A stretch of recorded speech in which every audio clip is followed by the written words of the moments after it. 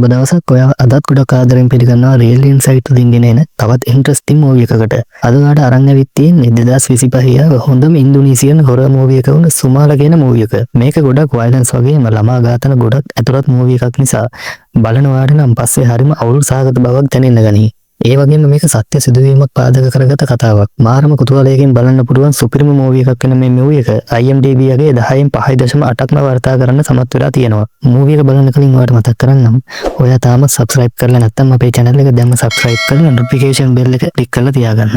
ඉස්සරහටත් අපේ channel එකත් එක්ක දිගටම එකතු වෙලා ඉන්න කියලා ආදරෙන් ඉල්ලනවා. එහෙනම් අපි යමු අපේ මූවි එකට.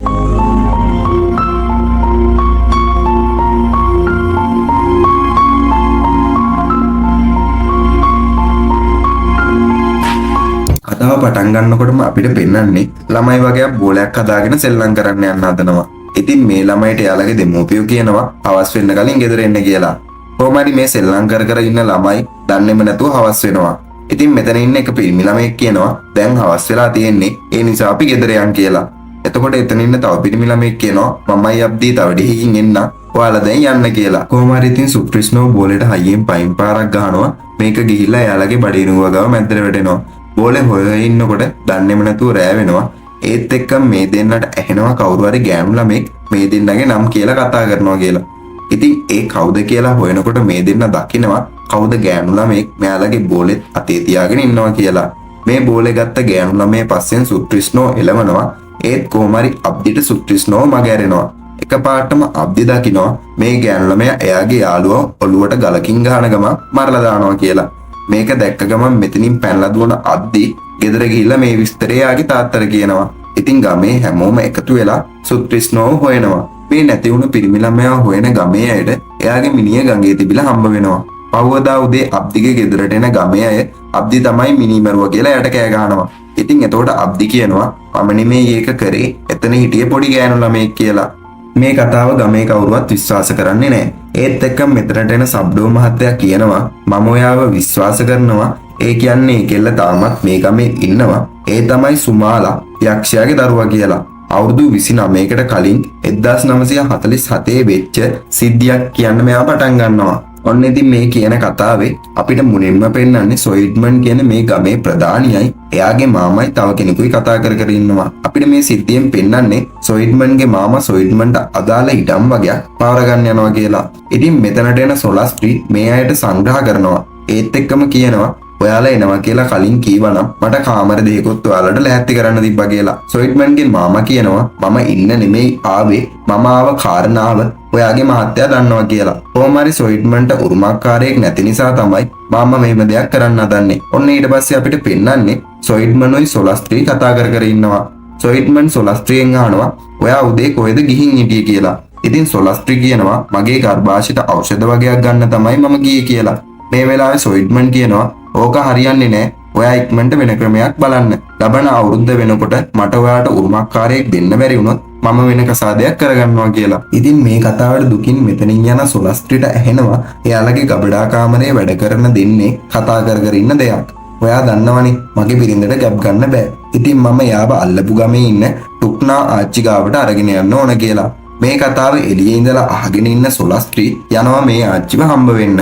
ඉතින් මේ ආච්චි සොලස්ට්‍රීට කියනවා ඔයා දන්නවද මගෙන් උදව් ඉල්ලන එක වෙන යකදුරන්ගෙන් උදව් ඉල්ලනවා වගේ නෙමෙයි මගේ බලයන් වෙනස්. ඒවා අඳුරු මායාවන් එක්ක තමයි බැඳිලා තියෙන්නේ. ඔයා මේ කරන වැඩෙන් පස්සේ ඔයා මගේ ස්වාමියාත් එක්ක බැඳෙනවා කියලා.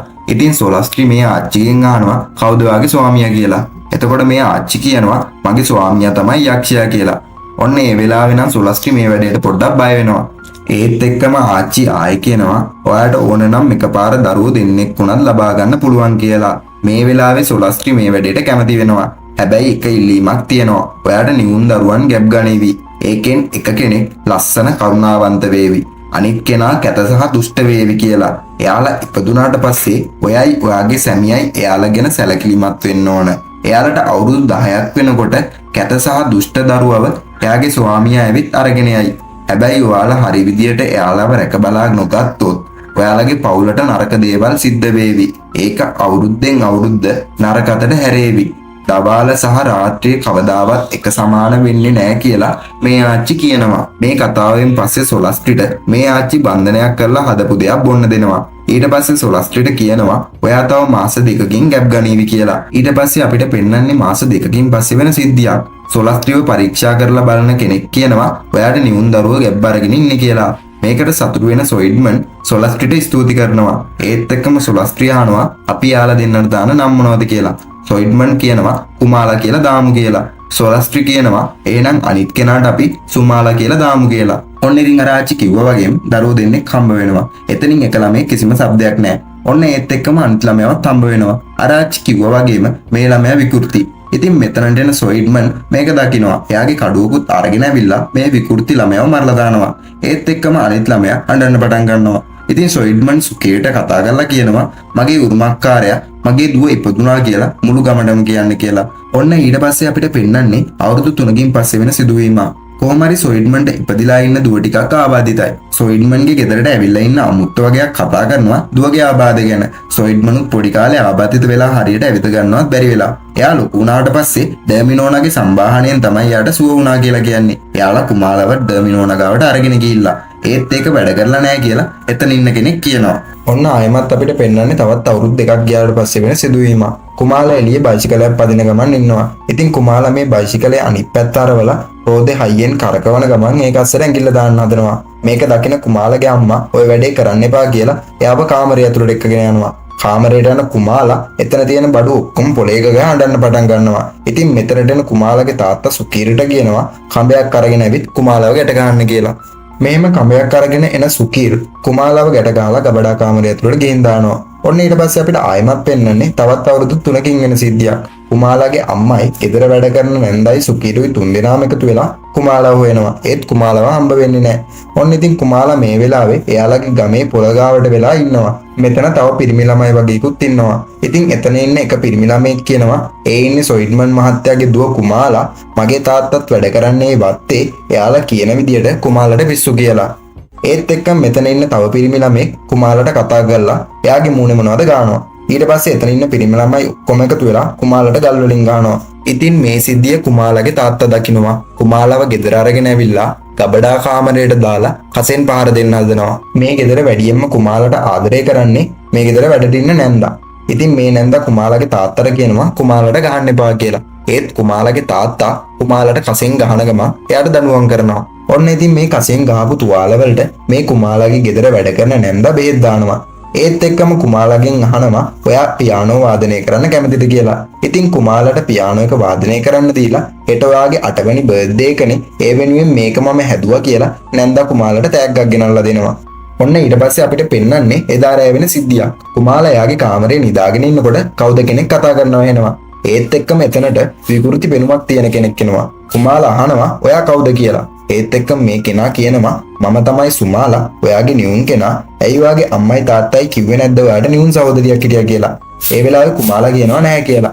ඉතින් සුමාලා කියනවා එයාලා නපුරුයි එයාලා මාව මැරුවා. කොහොම හරි මේ කෑ ගැහිල්ලට කුමාලා බය වෙනවා. ඒත් එක්කම සුමාලා කියනවා ඔයා බය වෙන්න එපා මම ඔයාට කිසිම හානියක් කරන්නේ නැහැ. සහෝදරියෝ එකිනෙකාට හානි කරගන්නේ නැහැ කියලා. කුමාලා ඔයාට යාළුවෙක් ඕන නේද?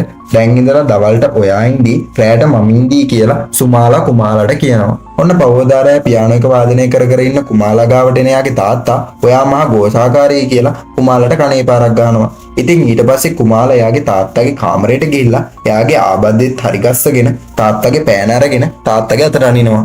ඔන්න ඉතින් මේ කරපු දෙයට කේන්ති යන කුමාලාගේ තාත්තා පහවදා උදේ කුමාලාව එයාගේ ගොවිතැන් කරන තැන පඹේකට අල්ලලා හිටවනවා.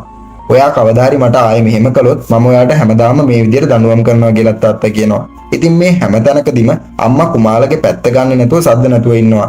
ඉතින් මේ වෙලාවේදී කුමාලා යාගේ තාත්තත් අම්මත් ගැන තරහ හිතේ තියා ගන්නවා. ඔන්න එදා රෑ කුමාලා යාලා කෑම කකා ඉන්න මේසෙ උඩට නැගලා මුත්‍රා කරන්න පටන් ගන්නවා. ඉතින් මේකට කේන්ති යන කුමාලාගේ තාත්තා සුකීර්ට කියනවා කඹේ අරගෙන එන්න කියලා. මේන සුකීර්වත් කුමාලා තල්ලු කරලා දානවා. ඒත් එක්ක මෙතන තියෙන කණ්ණාඩියකින් කුමාලාගේ අම්මා දකිනවා කුමාලත් එක්ක සුමාලත් ඉන්නවා කියලා. කවදා උදේ කුමාලගේ ගෙදර වැඩ කරන නැන්ද අහනවා ඇයි ඔයා ඔච්චර දඟ වුණේ කියලා. එතකොට කුමාලා කියනවා දඟ වුණේ මම නෙමෙයි ඒ සුමාලා කියලා. ඉතින් මේ වෙලාවේ එතනට එන කුමාලගේ අම්මා අහනවා එයා මොකද්ද කිව්වේ කියලා. ඉතින් මේ වැඩ කරන ගෑනු කෙනා කියනවා සුමාලා කියලා තමයි එයා කිව්වේ කියලා. මේකට බය වෙන කුමාලගේ අම්මා යනවා එයා ගමේ ඉන්න ආච්චිව හම්බ වෙන්න. මේක මේ ගෙදර වැඩ කරන කෙනත් දකිනවා. ඉතින් මේ වැඩ කරන කෙනා එයාගේ පුතාට කියනවා ඔයා පොඩ්ඩක් කුමාලාව බලා ගන්නවද මම මැඩම්ගේ පස්සෙන් යනවා කියලා. ඉතින් මෙහෙම යන කුමාලගේ අම්මට දැනගන්න ලැබෙන්නේ ඒ ආච්චි මීට මාසෙකට කලින් නැති වුණා කියලා. ඔන්න ඉතින් මේ වෙලාවේ මේ පිටිපස්සෙන් ආපු ගෙදර වැඩ කරන ගෑනු කෙනාව කුමාලගේ අම්මා දකිනවා. ඉතින් කුමාලගේ අම්මා මේ ගෑනු කෙනාට කියනවා මම වැරද්දක් කරා මම යක්ෂයත් එක්ක ගනුදෙනුවක් කරා කියලා. ඔන්න ඊට පස්සේ අපිට පෙන්වන්නේ තවත් අවුරුද්දකින් වෙන සිදුවීමක්. සුකීර් කුමාලව ගබඩා කාමරේ ඇතුළට අරගෙන ගිහිල්ලා එයාව කඹයකින් බැඳලා දානවා. මේක දකින ඒ ගෙදර වැඩ කරන නැන්දා කුමාලගේ තාත්තට කියනවා මම ඔයාගෙන් අයදිනවා එයාව රැයට ගබඩා කාමරේ හිර කරන්න එපා කියලා. ඉතින් කුමාලගේ තාත්තා ඒ වෙලේ අහනවා එහෙනම් ඔයාට ඕන මාව මැරෙනවා දකින්නද කියලා. පොඩි කෙල්ල මට පීයෙන් නැන්න. එයා අනිත් අයටත් පාර දුන්නා. හැම රැයකම එයා සතෙක් වගේ දරුණු වෙනවා කියලා කියනවා. පවදා උදේ කුමාලගේ ගේ ගාවට එන කොල්ලෝ ටිකක් කුමාලට සෙල්ලම් කරන්න කතා කරනවා. ඉතින් එදා පොළගාවදී වගේම අදත් මේ කොල්ලෝ ටික කුමාලට කරදර කරනවා. මේ වෙලාවේ මෙතනට එන ගෙදර වැඩ කරන නැන්දා මේ කොල්ලෝ ටික පනලා කුමාලව බේර ගන්නවා. මේක දුර ඉඳන් කුමාලගේ අම්මයි තාත්තයි බලාගෙන ඉන්නවා. ඔන්න ඉතින් එදා රෑ කුමාලා යාළගේ ගබඩා කාමරේ ගාව තියෙන පිහියකුත් අරගෙන යනවා. එදා උදේ යාට කරදර කරපු කොල්ලෝ හොයාගෙන. කොහොම හරි මේ පිරිමි ළමයි සෙට් එකේ 3 දෙනෙක්ව එදා රෑ කුමාලා මරලා දානවා. ගමේ අය මේ ළමයිට මොකද වුනේ කියලා දවස් 3ක් තිස්සේ හොයනවා. ඉතින් මේ ගමේ කෙනෙක් කියනවා අපි අපේ ළමයිව මීට වඩා පරිස්සම් කරන්න ඕන. ඒ අයට රෑට කොහෙවත් යන්න දෙන්න හොඳ නෑ කියලා. එදා රෑත් එයාලගේ ළමයිට ගේ ඇතුළට වෙලා ඉන්න කියලා නැති වුණ ළමයි ටික හොයන්න මේ ගමේ අය යනවා. ඔන්න ඔය අතරේ බෝලයක් අරගෙන සුමාලා එනවා මේ ළමයි නැවතිලා ඉන්න ගෙදරට. ඇවිත් ඒ කට්ටියට සෙල්ලම් කරන්න කතා කරනවා. සෙල්ලම් කරන්න අරන් ආපු බෝලේ අතට ගන්න පිරිමි ළමයි සුමාලාට ආයෙමත් වීලු කරන්න පටන් ගන්නවා. මේ වෙලාවේ සුමාලා එයාලා ළඟ තියෙන බෝලෙන් එක පිරිමි ළමයට දමලා ගහනවා. මේකට තරහ යන මේ පිරිමි ළමයා සුමාලාට ගහන්න හදනවා. ඒත් එක්කම සුමාලා එයාගේ අතේ තියෙන පිහියෙන් ඇනලා මේ පිරිමි ළමයාව මරලා දානවා. මේක බේරන්න එන අනිත් පිරිමි ළමයි ටික මෙතනම මරලා දානවා. කොහොම හරි ඉතින් මේ මරලා දාපු ළමයිගේ මිනි ටික කැලේ තිබිලා මේ ගමේ මිනිස්සුන්ට හම්බ වෙනවා. ඒත් එක්ක මෙතන තිබිලා සුමාලාගේ බෝනික්කවත් හම්බ වෙනවා. මේ ගමේ මිනිස්සු සැක කරනවා මේ වැඩේ කරලා තියෙන්නේ සොයිඩ්මන් කියලා. ගමේ මිනිස්සු හැමෝම සොයිඩ්මන්ගේ ගෙදරට එනවා. ඉතින් මේ මිනිස්සු කියනවා ඔයාට නැත්තම් ඔයාගේ පිස්සු දුවද මේක කරේ කියලා. සොයිඩ්මන් අහනවා ඔයාට මොනවද තියෙන සාක්ෂි මේක අපි කරා කියලා කියන්න. එතකොට මෙතන ඉන්න මිනිස්සෙක් සුමාලාගේ බෝනික්කව පෙන්නනවා. මේක දක්න සොයිඩ්මන් ගමේ මිනිස්සුන්ට කියනවා මේ ප්‍රශ්නේ මම විසඳනකල් ඔයාලගේ ගෙවල් වලටලා ඉන්න කියලා. ඉතින් මේ මිනිස්සු ගියාට පස්සේ සොයිඩ්මන් සොලස්ට්‍රිගෙන් අහනවා කුමාලා උදේ දවසම ඉන්නේ යාගේ කාමරේ රෑ දවසම ඉන්නේ මඩුවේ. එතකොට කොහොමද මේම දෙයක් වෙන්නේ කියලා. ඉතින් කොහොම හරි සොයිඩ්මන් මඩුව සෝදිසි කරන්න යනවා. ඔන්න ඔය අතරේ දකින්නවා මඩුවේ සිදුරක් තියෙනවා කියලා. ඉතින් මේ සිදුර දකින සොයිඩ්මන් සොලස්ට්‍රිට කියනවා අපේ කුමාලා නම් මෙහෙම වැඩක් කරන්නේ නැහැ කියලා. ඒත් එක්කම සොලස්ට්‍රි කියනවා නෑ ඒ කුමාලා නෙමෙයි සුමාලා. මම දැක්කා එයා හැම වෙලේම කුමාලාගේ පස්සෙන් ඉන්නවා කියලා. එතකොට සොයිඩ්මන් අහනවා ඇයි ඔයා දැන් මට ඔවා කියන්නේ කියලා. සොලස්ට්‍රි කියනවා ඔයාට තිබ්බේ ආව මරන්න නෙමෙයි. එයාව ඇතිදෙලි කරන්න. මේ ඔක්කොම ඔයාගේ වැරදි හින්දා තමයි උනේ කියලා. ඔන්න ඉතින් මේ දේවල් ගැන කුමාලා එක්ක කතා කරන එයාගේ තාත්තා අහනවා මේ හැමදේම කරේ සුමාලාද කියලා. එතකොට කුමාලා කියනවා එයා තමයි. ඒත් මම එයාට කිව්වා එහෙම කරන්න එපා කියලා. එතකොට සුමාලා කිව්වා මට කරදර කරපු හැමෝගෙම පලිය ගන්න ඕන කියලා. මේ කතාවට ටිකක් බය වෙන සොයිඩ්මන් සුකීර්ට කියනවා කුමාලාට විලංගු දාන්න කියලා. ඒ අතරේ මෙතන ඉන්න සොලස්ට්‍රි සොයිඩ්මන්ගෙන් අහනවා ඔයා මේ කොහෙද යන්නේ කියලා. ඉතින් සොයිඩ්මන් කියනවා කුෂ්ණසීයාගෙන් උදව් ඉල්ලන්න දැන් තමයි වෙලාව. මම එයාව හම්බ වෙන්න යනවා. ඔයා ගෙදරටලා කුමාලාව හොඳින් බලා ගන්න කියලා. ඔන්න ඉතින් ගබඩා කාමරේ විලංගු දාලා ඉන්න කුමාලා ගාවට ඒ ගෙදර වැඩ කරන නැන්දා කෑමත් අරගෙන එනවා. ඉතින් කුමාලා මේ නැන්දාට කියනවා හෙට මගේ 10 වෙනි බර්ත්ඩේ එක කියලා. මේ නැන්දා කියනවා අනේ පැටියෝ මම ඔයාට කිසිම රැයක්ක් නම් හැදුවේ නෑ. ඔයාට මොනවද ඕන කියලා. මේ වෙලාවේ කුමාලා නැන්දාට කියනවා ඔයා මෙහෙන් ගොඩක් දුරකට යන්න මට ඔයාට කරදරයක් වෙනවා බලන්න ඕන නෑ කියලා. ඉතින් මේ කුමාලා කියපු විදියට ගෙදර වැඩ කරන නැන්දායි යාගේ පුතයි මේ ගෙදරින් පිටත් වෙලා යනවා. ඔන්න ඔය අතරේ කුෂ්ණසීයාව හම්බ වෙන්න ගිය සොයිඩ්මන්ට කුෂ්ණසීයා කියනවා ඔයාගේ බිරිඳ යක්ෂයත් එක්ක ගනුදෙනුවක් කරලා ඔයාට නියුන් දරුවන් ඉපදිලා තියෙනවා. එක්කෙනෙක් ලස්සනයි කරුණාවන්තයි. අනිත් කෙනා කැතයි දුෂ්ටයි. මේ ළමයි දෙන්නා ඔයා හදාගන්න ඕන. අවුරුදු 10 දී යක්ෂයා ඇවිත් කැත ගෑනු ළමයාව අරගෙන යයි. ඊට පස්සේ අනිත් අයට සතුටින් ඉන්න පුළුවන් කියලා. ඒත් ඔයා මොකද්ද මේ කරලා තියෙන්නේ? ඔයා ඒ වෙනුවට දරුවව මරන්න තීරණය කරලා. මේකට යක්ෂයා ගොඩක් කෝප වෙලා තමයි ඉන්නේ කියලා. ඉතින් සොයිඩ්මන් අහනවා මේකට කරන්න දෙයක් නැද්ද කියලා. ඉතින් එතකොට කුෂ්ණසීයා කියනවා ඔයාට කුමාලව මෙහෙට එක්කගෙන එන්න වෙනවා. මම කුමාලවයි සුමාලවයි වෙන් කරන්න ක්‍රමයක් හදලා තියන්නම්. ඉතින් ඒත් කුෂ්ණසීයා සොයිඩ්මන් අතර කඩුවක් දීලා කියනවා ඔයාට මේ වැඩේ කරගන්න බැරි වුණොත් මේකෙන් කුමාලගේ හදවතටම අනින්න. මොකද අපිට යක්ෂයාගේ දරුවෙක් මේ ලෝකේ තියාගන්න ඕන නෑ කියලා. ඔන්න එදාරය නිදාගෙන සුකීරට එයාගේ නම කියලා කවුද කතා කරනවා වෙනවා. එළියට ගිහිල්ලා බලනකොට සුකීර් දකිනවා කුමාලා එළිය අඬ ඉන්නවා. සුකීර් අහනවා ඔයා මොකද මෙතන කරන්න කියලා. ඒත් එක්කම කුමාලා සුකීර්ව එතන බිම් පෙරලගෙන මරන්න හදනවා. කොහොම හරි මෙතනින් බේරලා යන සුකීර් ගෙදරට ගිහිල්ලා දොර වහ ගන්නවා. ඒත් දොර කඩාගෙන ඇතුළට එන කුමාලා සුකීර්ව මරලා දානවා. ඊට පස්සේ ගෙදර පියානෝ එක වාදනය කර කර ඉන්නවා. ඉතින් මේ පියානෝගේ සද්ද ඇහෙන සොලස්ට්‍රි මෙතනට ඇවිත් කුමාලට කතා කරනවා. ඉතින් මේ වෙලාවේ සුමාලාව ආවේශ වෙලා ඉන්න කුමාලා අහනවා කවුද කුමාලා කියන්නේ කියලා. ඒත් එක්කම සොලස්ට්‍රි දකිනවා කුමාලාගේ පිටිපස්සේ සුමාලා ඉන්නවා කියලා. ඉතින් මෙතනින් පැනලා යන සොලස්ට්‍රි යාගේ කාමරයට ගිහලා දොර වහ ගන්නවා. කොහොම හරි දොර කඩාගෙන ඇතුළට එන සුමාලා සොලස්ට්‍රිගේ කකුලට පියෙන්න අනිනවා. සොලස්ට්‍රි අහනවා මම නෙමෙයිනේ ඔයාව මැරුවේ ඔයාගේ තාත්තනේ. ඇයි ඔයා මට මෙහෙම කරන්නේ කියලා. ඒත් එක්කම සුමාලා අහනවා එහෙනම් ඇයි ඔයා කුමාලට හොඳට සැලකුවේ නැත්තේ කියලා. ඉතින් එතකොට සොලස්ට්‍රි කියනවා මට කුමාලෙක් එක්ක පාරක් කතා කරන්න පුළුවන් මට එයාගෙන් සමාව ගන්න ඕන කියලා. ඉතින් කොහොම හරි සොලස්ට්‍රි කුමාලත් එක්ක කතා කරලා කුමාලගෙන් සමාව ගන්නවා. ඒත් එක්කම ආපහු ආවේශ වෙන සුමාලා සොලස්ට්‍රිට කියනවා කුමාල සමාව දුන්නට මම ඔයාට සමාව දුන්නේ නැහැ කියලා සොලස්ට්‍රිවත් එතන මරලා දානවා. උෂ්ණු සීයාව හම්බ වෙලා ගෙදර එන සොයිඩ්මන් දකිනවා එයාගේ නෝනාව මරලා තියෙනවා. ඉතින් ඒත් එක්කම කුමාලත් එතන ඉන්නවා. කුමාලා තාත්තට කියනවා මට උදව් කරන්න කියලා. කොහොම හරි ඒත් එක්කම කුමාලගේ 10 වෙනි උපන්දිනය ලැබෙනවා. කුෂ්ණු සීයා කිව්වා වගේම කුමාලට සම්පූර්ණයෙන්ම සුමාලව ආවේශ වෙනවා. ඊට පස්සේ සොයිඩ්මන්වත් මරන්න හදනවා. කොහොම හරි මෙතනින් පැනලා යන සොයිඩ්මන් ගමට ගිහිලා මිනිස්සු ඔක්කොම රැස් කරනවා. සොයිඩ්මන් මේ ගමේ මිනිස්සුන්ට කියනවා මගේ බිරිඳ නැති වුණා කියලා. ඉතින් සොයිඩ්මන්ගේ ගෙදරට යන මේ ගමේ මිනිස්සු මේ වෙච්ච දේ දැකලා සොයිඩ්මන්ගෙන් අහනවා කොහොමද මේක වුනේ කියලා. සොයිඩ්මන් කියනවා කුමාලා තමයි මේ වැඩේ කරේ. හැබැයි අපි ආව හොයා ගන්න ඕන කියලා. ඉතින් ගමේ මිනිස්සු කියනවා එහෙනම් අපේ දරුවන්වත් මරලා තියෙන කුමාලා තමයි අපි ආව හොයාගෙන මරලා දාමු කියලා. ගමේ මිනිස්සුන්ට කලින් කුමාලා හොයා ගන්න ඕන නිසා සොයිඩ්මන් කුෂ්ණුසියා දුන්න කඩුවයි ගෝණියකුයි අරගෙන යාළගේ ගොවි පොළට යනවා. මෙතනදී සුමාලා සොයිඩ්මන්ව මරන්න හදනවා. ඉතින් සොයිඩ්මන් එතන තියෙන දෙයක් අරගෙන සුමාලාගේ ඔළුවට ගහලා එයාව සීන් නැති කරනවා. ඊට පස්සේ යාව ගෝණියට දාලා මට ගොඩක් සමාව වෙන්න මම කරපු හැම දෙයකටම දැන් මාත් එක්ක යන්න කියලා කුමාලව අරගෙන යන්න හදනවා. එකපාරට මේ ගෝණියේ හිටිය සුමාලා අතුරුදහන් වෙනවා. ඉතින් ගෝණියෙන් එළියට ඇවිත් ඉන්න සුමාලා සොයිඩ්මන්ව මරන්න හදනවා. ඒත් එක්කම කුෂ්ණසියා දුන්න කිනිස්ස අරගෙන සුමාලට අනිනවා. මේ කිනිස්ස ඇන්නුක් සුමාලා එතනින් නැගිටලා ඇවිල්ලා කියනවා මම කුමාලට ආවේශ වුණායින් පස්සේ මගේ හදවත තියෙන්නේ අනිත් පැත්තේ කියලා. මෙතනදී සුමාලා සොයිඩ්මන්වත් මරලා දානවා. ඊට පස්සේ අපිට පෙන්වන්නේ පවදා උදේ දර්ශනයක්. ඉතින් මේ ගමේ මිනිස්සු ඇවිල්ලා කියනවා අපිට කුමාලා හොයාගන්න බැරි වුණා. සොයිඩ්මන් මහත්තයාවත් හොයාගන්න බැරි වුණා කියලා.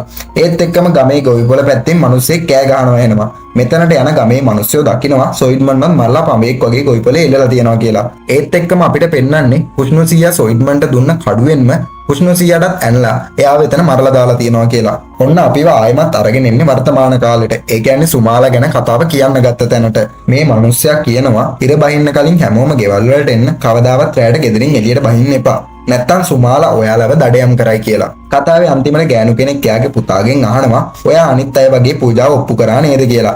ඉතින් එතකොට මේ පිරිමි ළමයා කියනවා මම ওই කතාව විශ්වාස කරන්නේ නැහැ. අබ්දි නිසයි සුට්‍රිස්නෝ මැරුණේ කියලා.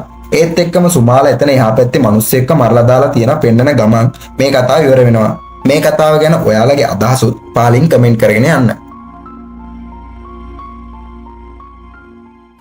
ඉතින් මොන ඔය විදිහට තමයි අපේ මූවී එක අවසන් වෙන්නේ. ඔයාට ගොඩක් ස්තුතියි වීඩියෝ එකත් එක්ක දිගටම රැඳී සිටියට. ඉතින් නැවතත් මතක් කරන්නම් ඔයා තාමත් රීල් ඉන්සයිට් channel එක subscribe කරලා නැත්නම් subscribe කරලා අපිත් එක්ක එකතු වෙන්න. ඔයාගේ වටිනා කමෙන්ට් එකක් පහලින් සඳහන් කරන්න අමතක කරන්න එපා. එහෙනම් ගිහින් එන්නම් තවත් ඉන්ට්‍රස්ටිං මූවී එකකින් ඉක්මනින් හමු වෙන බලාපොරොත්තු වෙමින් ඔයාට සුබ දවසක්.